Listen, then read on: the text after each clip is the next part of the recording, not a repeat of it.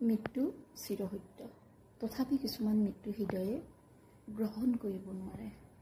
জুবিন দা আমাৰ অসমৰ গৌৰৱ, জুবিন দা আমাৰ অসমৰ সম্পদ।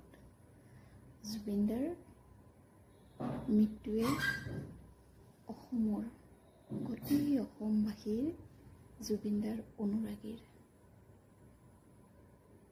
কন্দুৱাই তুলিছে। যেন জুবিন দাৰ অনুৰাগীৰ চকু পানী এতিয়া সাগৰৰ সমান হৈছেগৈ। জুবিন দাই গোৱা সাগৰৰ তুলিতে শুবলৈ মন, সঁচাকৈ গীতটো সঁচা হৈ গ'ল। আমি কেতিয়াও ভবা নাছিলোঁ জুবিন দাই যেন এনেদৰে মৃত্যু সাৱটি ল'ব লাগিব। আমাৰ অসমত নালাগিলেহেঁতেন, কাৰণ জুবিন দাৰ অনুৰাগীয়ে জুবিন দাক কেতিয়াও মৰিব নিদিলেহেঁতেন। কিন্তু নৰ্থ ইষ্ট ফেষ্টিভেলত অংশগ্ৰহণ কৰিবলৈ গৈ জুবিন দাই অসমবাসীক যেনেদৰে কন্দুৱালে, সঁচাকৈ অপৰিকল্পিত এটা মৃত্যু।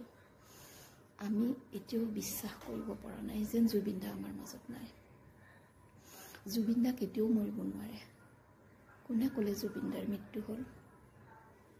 জুবিন দা জীয়াই আছে, জীয়াই থাকিব চিৰকাল প্ৰতিজন অসমীয়াৰ হৃদয়ত জীয়াই থাকিব। আমি অসমৰ সম্পদ জুবিন দাৰ শ্ৰদ্ধাৰ শিল্পীগৰাকীৰ, সন্মানীয় শিল্পীগৰাকীৰ মৰমৰ কি কম, ভাষা নাই ক'বলৈ।